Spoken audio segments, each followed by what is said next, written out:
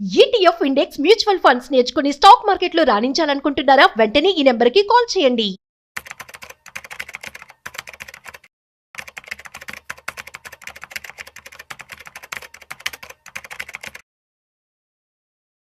నమస్తే, నేను జీవి సత్యనారాయణ. ఇప్పుడు సెబీవి 2 ఇన్ఫర్మేషన్ ఉంది మీకు, అవి చెప్తాను. సెబీ ఏదైతే ఉందో ఎప్పటికప్పుడు చేంజ్ చేస్తుంటుంది, మార్పులు చేర్పులు జరుగుతూ ఉంటాయి. ఆ మార్పులు ఏం జరిగినాయి, ఏం జరిగింది, ఇన్స్ట్రక్షన్స్ ఏమి ఇచ్చారు, అది చూద్దాం. ఈ యాన్యువల్ రిజల్ట్స్ కానీ, యాన్యువల్ రిపోర్ట్స్ కానీ, ఈ అనౌన్స్ చేయటం కానీ, దాని యొక్క సమయాన్ని తగ్గించమని అనౌన్స్ చేయడం జరిగింది. ఇప్పుడు ఫైనాన్షియల్ ఇయర్ అయిపోయిన తర్వాత ఈ నివేదికలు, యాన్యువల్ రిపోర్ట్స్ ఏవైతే ఏజిఎం బుక్స్ ఉంటాయో అవన్నీ ప్రింట్కి టైంని తగ్గించాలని కంపెనీ యొక్క సిఎఫ్ఓలకి, కంపెనీ ముఖ్య ఆర్థిక అధికారులకి సెబీ చెప్పడం జరిగింది. అయితే ఈ ఆర్థిక ఫలితాలు, పూర్తి వార్షిక నివేదికలు మధ్య కాల వ్యవధిని తగ్గించాలని చెప్పిన తర్వాత, అంటే ఇదేంటిది అంటే మదుపరులు, ఇన్వెస్టర్ల యొక్క విశ్వాసాన్ని పెంచడమే లక్ష్యంగా సెబీ ఆదేశాలు ఇవ్వటం జరిగింది. ఈ ఆడిట్ కమిటీలు, ఆడిటర్లతో సిఎఫ్ఓలు తమ సంబంధాలు పెంచుకోవాలని, ఫలితంగా ఆర్థిక వివరాలు వెల్లడిలో జవాబుదారీతనం పెరుగుతుందని సెబీ పూర్తి స్థాయి సభ్యుడు అనంత నారాయణ పేర్కొన్నారు. ఈ కంపెనీల ఆర్థిక వ్యవహారాలకు సంబంధించి ప్రజల్లో విశ్వాసం నెలకొనేలా చూడటం సిఎఫ్ఓల పాత్ర చాలా కీలకమని ఆయన అభిప్రాయపడ్డారు. ఈ టీసీఎఫ్ఓ నెక్స్ట్ జన్ 2025 కార్యక్రమంలో పాల్గొన్న నారాయణ్ మూలధన సమీకరణలో ఇటీవల ధోరణులు, అవకాశాలు, ఎదురవుతున్నటువంటి ముప్పులు, స్థిరమైన మూలధన వృద్ధి కోసం నిబంధనలను అనుసరించాల్సినటువంటి ప్రాముఖ్యతను వివరించారు. ఈ ప్రస్తుతం వార్షిక ఫలితాలు ఏవైతున్నాయో పూర్తి ఆర్థిక సంవత్సర నివేదిక ప్రచురణ మధ్య 70 నుంచి 140 రోజులు అంతరం ఉంటుంది. ఈ పూర్తి నివేదికలో ఉండే ఖాతాల వివరాలు, ఇంటర్నల్ కంట్రోల్ నివేదిక, ఆడిట్ అంశాలు, కంపెనీస్ ఆడిటర్స్ రిపోర్ట్ ఆర్డర్, ఈ వివరాలన్నీ చాలా సమాచారాన్ని మనకి ఇవ్వటం జరుగుతుంది. అందువల్ల ఫలితాల వెల్లడికి, నివేదిక ప్రచురణకి మధ్య సమయాన్ని తగ్గిస్తే మదుపరులకి మరింత పారదర్శకంగా సమాచారం అందుతుంది. ట్రాన్స్పరెన్సీ అంటం చూశారు, అదే పారదర్శకత అని నారాయణ వివరించారు. ఏడాదిలో అవసరమైన ఆడిట్ ప్రణాళిక రూపొందించేందుకు ఆడిట్ కమిటీలు, ఆడిటర్లతో సిఎఫ్ఓలు కలిసి పనిచేయాలని సూచించడం జరిగింది.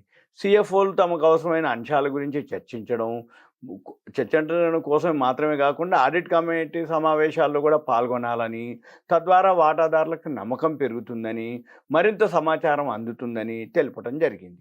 సిఎఫ్ఓలు ఒకప్పుడు సమాచారాన్ని భద్రపరిచే స్థాయి నుంచి ప్రస్తుతం విలువను పెంచే స్థాయి సృష్టికర్తగా మారారని వెల్లడించడం జరిగింది. ఇది సెబీ కొత్త రూలు.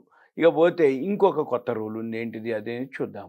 ఈ సెబీ ఏదైతే ఉందో ఇప్పుడు లేటెస్ట్గా మనకి ఎక్స్పైరీ డే ఏదైతే ఉందో, ఎన్ఎస్సి ఒకరోజు ఉంటుంది, బిఎస్సి ఒకరోజు ఉంటుంది.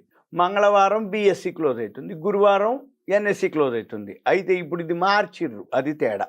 ఎన్ఎస్సి ఏదైతే ఉందో గడువు గురువారం నుంచి మంగళవారానికి మారింది. అలాగే బిఎస్సి ఏదైతే ఉందో మంగళవారం నుంచి గురువారానికి మారింది. ఇది ఇప్పుడు మేము చెప్పబోయే లేటెస్ట్ సెబీ నుంచి దీనికి ఆమోదం రావడం జరిగింది. ఈ డెరివేటివ్స్ ఏవైతే ఎఫ్&ఓ ఫీచర్స్, ఆప్షన్స్, డెరివేటివ్స్ అంటాం వాటిని. ఈ డెరివేటివ్స్ ఎక్స్పైరీ డే ఉంటుంది. ఈ ఎక్స్పైరీ డే గురువారం నుంచి మంగళవారం నుంచి. అయితే దీని సెబీ నుంచి అనుమతి వచ్చినట్లుగా చెప్పడం జరిగింది. బాంబే స్టాక్ ఎక్స్చేంజ్ ఏదైతే ఎక్స్పైరీ డే ఉందో గురువారం కన్ఫామ్ అయింది. ఇది 2 ఎక్స్చేంజ్లకి ఇన్ఫర్మేషన్ ఇవ్వటం జరిగింది. ఇక బిఎస్సి ప్రకారము ఆగస్టు, అంటే ఇప్పుడు ఏవైతే ప్రస్తుత కాంట్రాక్ట్లు ఏవైతే ఉన్నాయో అవి ఆగస్టు 31 వరకు మారవు. సెప్టెంబర్ 1 తర్వాత అప్పుడు చేంజ్ అవుతుంది అన్నట్టు. సెప్టెంబర్ 1 తర్వాత గడువు ముగిసే ఒప్పందాలన్నీ కూడా గురువారానికి మారుతాయి. ఏది ఇప్పుడు మనం జూన్ 17లో ఉన్నాం. అయితే మనకి ఎప్పటి వరకు ఆగస్టు 30, అంటే జూన్ అయిపోవాలి, జూలై అయిపోవాలి, ఆగస్టు కూడా అయిపోవాలి. ఈ ఎక్స్పైరీలన్నీ అయిపోయిన తర్వాత సెప్టెంబర్ 1 నుంచి కొత్త ఎక్స్పైరీలు ఏవైతాయో అవన్నీ కూడా మంగళవారం నుంచి గురువారానికి మారుతాయి. మెట్రోపాలిటన్ స్టాక్ ఎక్స్చేంజ్ కూడా ఈ డెరివేటివ్స్ ఏదైతే ఉందో అది కూడా మంగళవారమే క్లోజ్ అవుతుందని చెప్పడం జరిగింది. అయితే ఈ సెబీ ఏదైతే అడ్వైజరీ కమిటీ ఉందో ఈ ప్రతిపాదనలన్నీ చర్చించి గడువు రోజులను ఖరారు చేయడం జరిగింది. గతంలో ఎన్ఎస్సి అసలు గురువారం నుండి సోమవారానికి మార్చాలని అనుకోవడం జరిగింది. కానీ సెబీ ఈ నిర్ణయంతో ఎన్ఎస్సికి మంగళవారం, బిఎస్సికి గురువారానికి మారింది.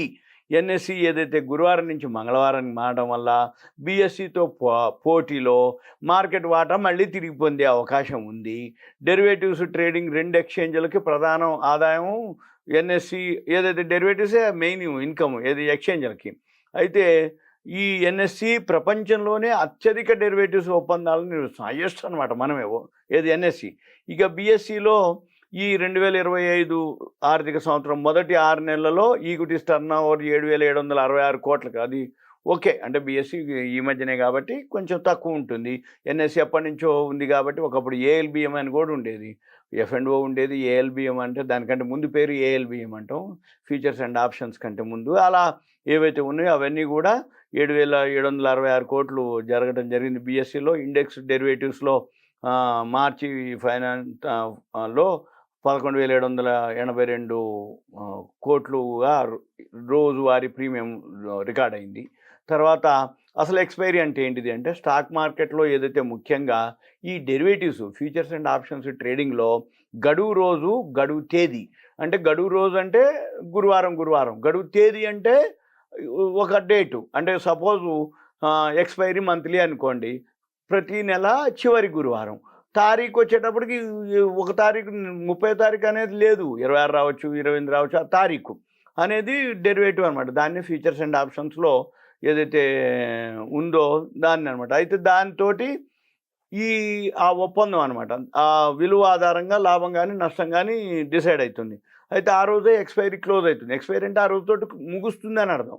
అయితే ఆ రోజు తర్వాత ఇక ఆ మంత్ ఎక్స్పైరీ. ఇప్పుడు సపోజ్ మనం జూన్ 17లో ఉన్నాం, లాస్ట్ గురువారం ఏదైతే ఉందో దాంతో అనమాట. మళ్ళీ శుక్రవారం వచ్చింది అంటే జూలై ఎక్స్పైరీకి పోతుంది, చివరి గురువారం తర్వాత వచ్చే శుక్రవారానికి. అంటే అంటే సింపుల్గా చెప్పాలంటే గడువు తేదీ ఏదైతే ఉందో ఎక్స్పైరీ డేటు, అది చెల్లుబాటు అయ్యే రోజు లాస్ట్ రోజు ఎక్స్పైరీ డే అంటాం.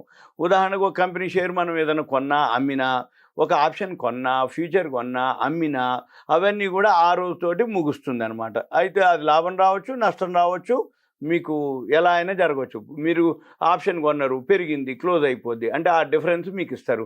ఫ్యూచర్ కొన్నారు, తగ్గింది, ఆ మార్జిన్, ఆ లాస్ ఏదైతే ఉందో తీసుకొని మీ అకౌంట్కి ట్రాన్స్ఫర్ పెడతారు. మళ్ళీ కొత్త ఎక్స్పైరీకి కొత్తది. ఇదంతా మీకు ఒక awareness, education, information, knowledge purpose మాత్రమే. ఓకే, ఉంటా. Thank you. సెలవు.